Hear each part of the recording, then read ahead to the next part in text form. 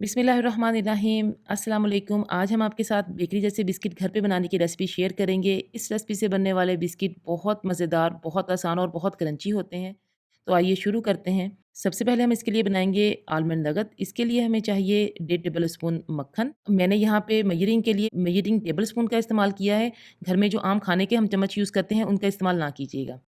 1.5 table spoon चीनी और 1 table spoon शहद, इन सबको पैन में डालेंगे। आग जलाएँगे और इतनी देर तक पकाएँगे जब तक कि चीनी अच्छे से मेल्ट हो जाए और बबल्स बनना शुरू हो जाएँ।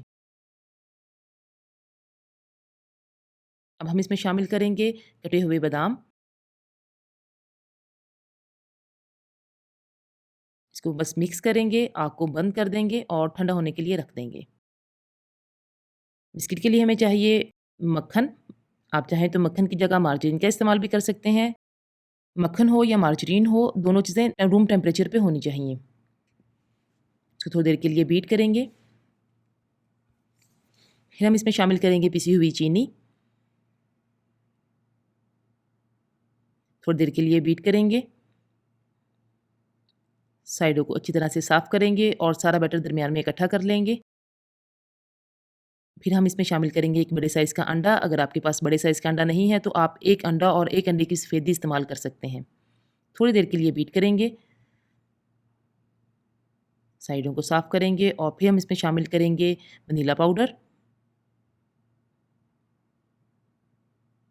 1 चुटकी नमक और फिर बैटर में मैदे को छान लेंगे। अगर आप चाहें तो मैदे को पहले से छान के रख सकते हैं।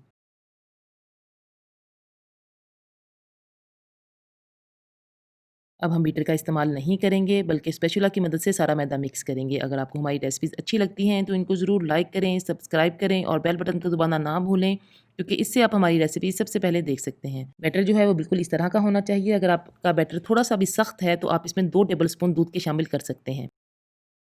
बैटर को अच्छी तरह से पाइपिंग बैग में भर लेंगे और इसको इस तरह से आगे इकट्ठा करेंगे कि हवा बिल्कुल भी बाकी ना रहे, ताकि बिस्किट बनाने में बिल्कुल मुश्किल ना हो।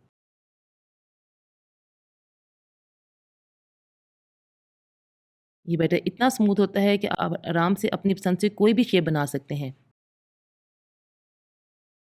मैंने यहाँ पे स्टार नोज़ल का इस्तेमाल किया है। अगर आप स्टार नोज़ल इस्तेमाल नहीं करना चाहते तो अपनी पसंद से कोई भी नोज़ल का इस्तेमाल कर सकते हैं और कोई भी शेप बना सकते हैं।